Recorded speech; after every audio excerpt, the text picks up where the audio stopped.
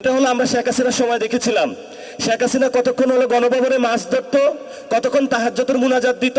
তো একজনকে ফেসিস্ট সিস্টেমের কাঠামোর অনেক উপরে উঠানো হয়েছে। সবাই দুনিয়ার খারাপ, শেখ হাসিনা ভালো ছিল। এখন এই পরিস্থিতি দেখতে পাচ্ছি, সবাই খারাপ, কেউ চান্দাবাজ, কেউ দুর্নীতিবাজ, কেউ সন্ত্রাসী, কিন্তু একজন আল্লামা উপস্থিত হয়েছেন, উনি সব ভালো। উনি ট্রাফিক সিগন্যালে দাঁড়িয়ে যান, বিদ্যুৎ কমিয়ে দেন, সব কিছু উনি ভালো কাজ করে।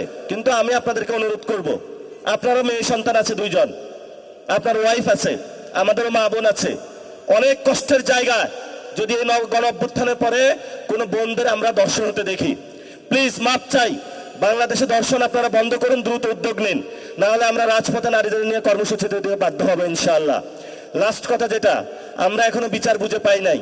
এই যে যারা শহীদ ফ্যামিলি আছেন, আহত ভাইরা আছেন, তাদেরকে শেখ হাসিনা খুন করেছিল, আবার আওয়ামী লীগের অফিসগুলো খুলে দেওয়া হচ্ছে। এইসব ফাইজলামি আপনারা বাংলাদেশে করবেন না।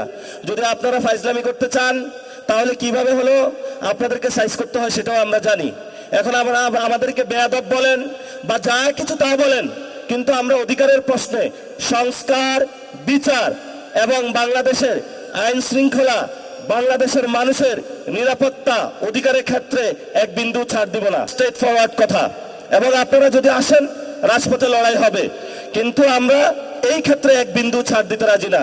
এজন্য যারা আপনারা আজকে ইফতার মাহফিলে উপস্থিত হয়েছেন, লড়াই মাত্র শুরু হয়েছে, ইনশাআল্লাহ লড়াই চলবে। তবে আমরা তাদেরকে একটু সুযোগ দিচ্ছি। এই সুযোগ মানে এটা না যে তাদেরকে আমরা একদম কার্ড দিয়ে দিয়েছি, যা ইচ্ছা বাংলাদেশে বসে করবে আর আমরা এখানে নাই, এমন না। আমরা এখনো বাইচা আছি, আমরা এখনো কোথাও বাইসা যাই নাই।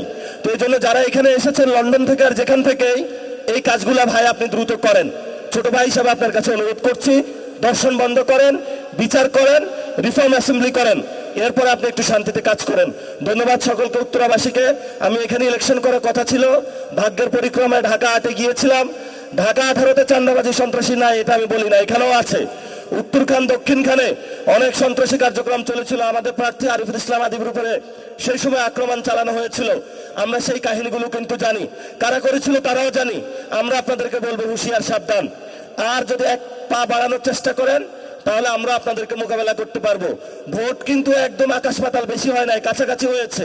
আমাদেরকে যারা ভোট দিয়েছে তাদের প্রতি আমাদের দায়িত্ববোধ রয়েছে। এই জন্য হলে ধীরে সুস্থে কাজ করবেন, উচ্ছৃঙ্খলভাবে গাড়ি চালাবেন না।